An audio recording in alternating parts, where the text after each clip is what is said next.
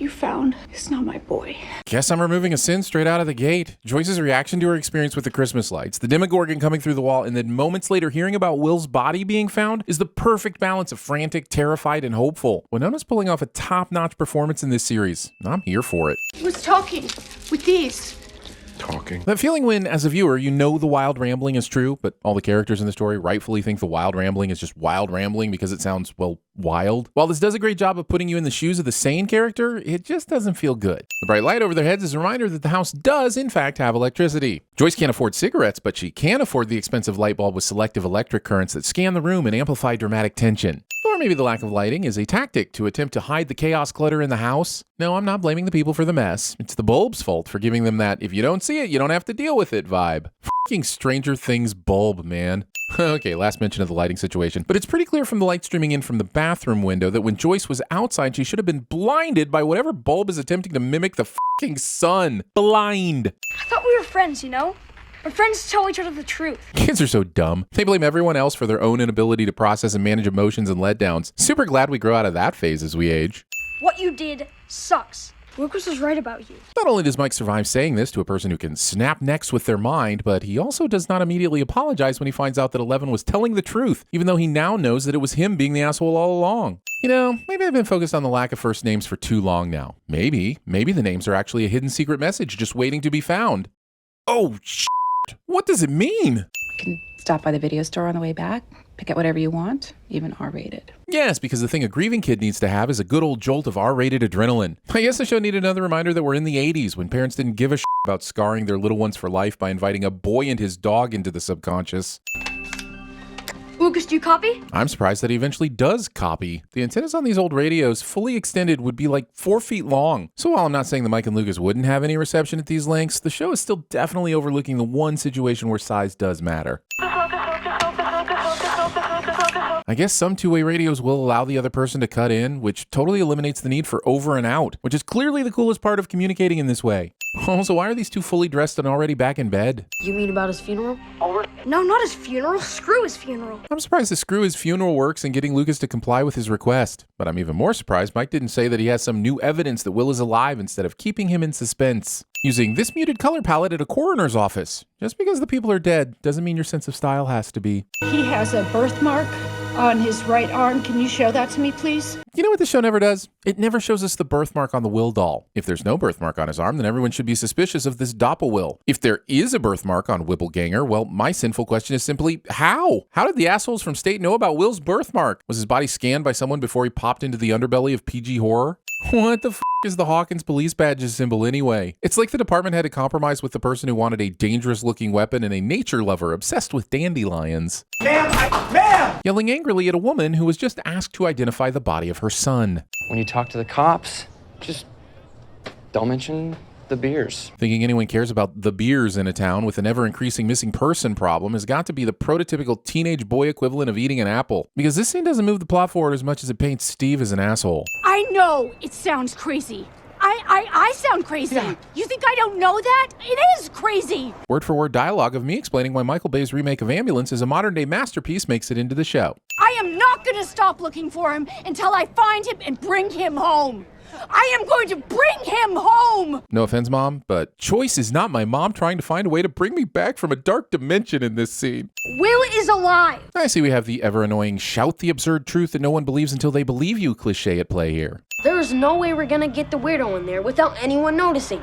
I mean, look at her. I know it was the 80s and gender stereotypes were all the rage, but this need to make Eleven look pretty in pink seems more about cramming in your homage to E.T. than it is about anyone actually being concerned with her appearance. You know how when you drive a car at night with the interior lights on, it can f*** with some of your vision? This helmet is giving me those vibes. They're high beams hugging his cheekbones and lighting up the entirety of his field of vision. What the f*** use is that? It helps us see him, but I highly doubt he can see much further than a few feet in front of him, unless this was designed for us to see every one of his pores, in which case the helmet lights are great. Matthew Modine's hair is finally covered in this scene. Good luck in there, son. This red shirt thinks he's going to survive this. And Kurtz's life was running swiftly, too. Nancy Wheeler? Mr. Struppelmuffin doesn't respond to this interruption with, "What the f***, Principal Pumpkin Scruffle? It's hard enough teaching Joseph Conrad to these insolent little shits without you busting in here like the tater flipping Kool-Aid man." The school's decision to keep score at Will's memorial assembly may be the strangest thing in this episode. I'm listening. No! You're not! not listening to the person you're accusing of not listening while they are actively listening. This show has set a standard that all lamps in the kids' rooms must be on. Now I'm suddenly very upset that this lamp isn't on. No one will be seated as Nancy stitches together a picture with an important detail that's located on an intact portion that does not need to be stitched together at all. The show wants us to believe that when Nancy hastily picked up some of these ripped up pictures in the previous episode, she managed to get all the pieces needed to put this one of Barb completely back together. And I want to believe that one of the writers definitely pulled this out of there upside down. Also, taping the top of the picture rather than the back of the picture. Reel him back in! But slowly. Like, super slow. My yelling may make it seem like reeling him in is urgent, but just, really take your time. Will was an exceptional student and a wonderful friend to all of us. I believe Will is a good kid and even an exceptional student, but there's no way he had time to be friends with the whole school, let alone be a wonderful one. Look at these fakers. They probably didn't even know his name till today. Faking what? These expressions of boredom? Every one of these kids was forced to be at this assembly just like you. So just slow down there with the judgments, boys. It's kids who circle the entire gymnasium to get a better view of a fight that grow up to cause a mile-long slowdown on the freeway because they can't avoid looking at the accident. Just f***ing go. Didn't you listen to the counselor, Wheeler? Grief shows itself in funny ways. Writers don't realize the potential of their Funny Ways spinoff.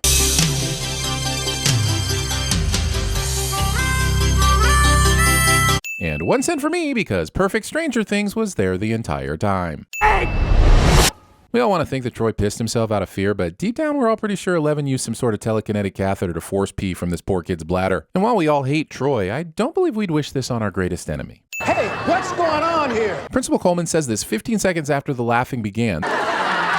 30 seconds after Troy's death threat. You're dead, Wheeler. And almost a full minute after the entire gymnasium began to go silent. When any seasoned school admin would know that this many kids being quiet is a telltale sign that the proverbial pudding cup is about to hit the overhead projector.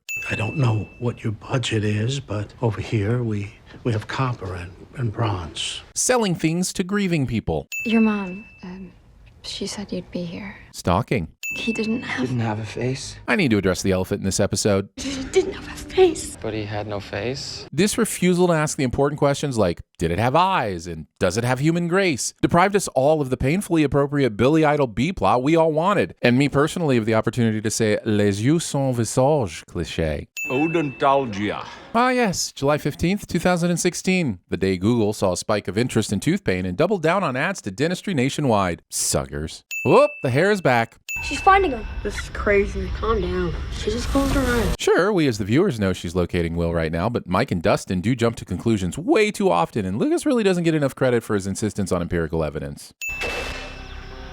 What is that? Seems about 10 years too early, but I'm pretty sure it's the first track off the Upside Downward Spiral.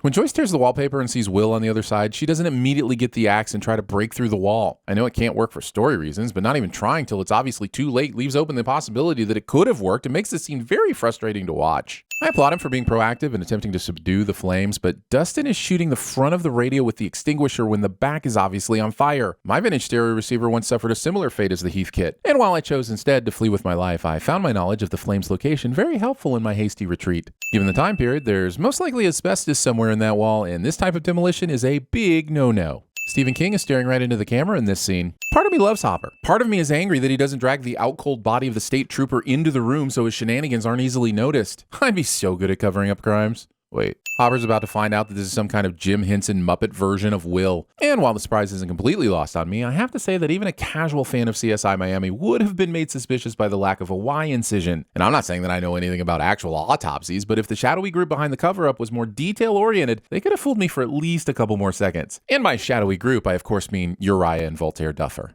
Also, we're all glad that he cuts into the Will doll because it gives us some closure that all of this isn't in Joyce's head, but go with me here. How do we know that stuffing bodies with stuffing isn't just a normal thing that happens? Like, does anyone ever double check that this is abnormal? All we want right now is for Hopper to tell Joyce that he checked the body and believes her, but instead we get Lonnie.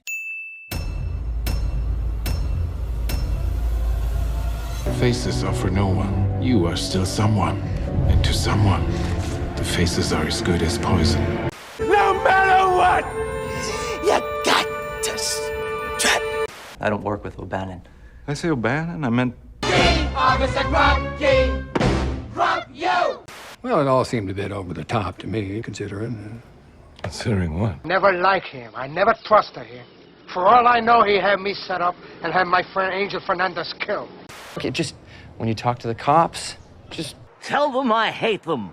Listen, go to the bodega around the corner right here on First Avenue. Mr. Charlie's is the name of the place, is the name of the guy behind the counter. And tell him Mr. Charlie sent you and he'll sell you cigarettes. Roger that. Dude, you don't have to do the sound. It already does that. Out. Copy that. I'm not gonna make the sound after I say stuff from now on. J.D. McNugent, over and out. That was the last one. Is that a load-bearing wall? Oh, man, I hope not. I've been beating the shit out of it.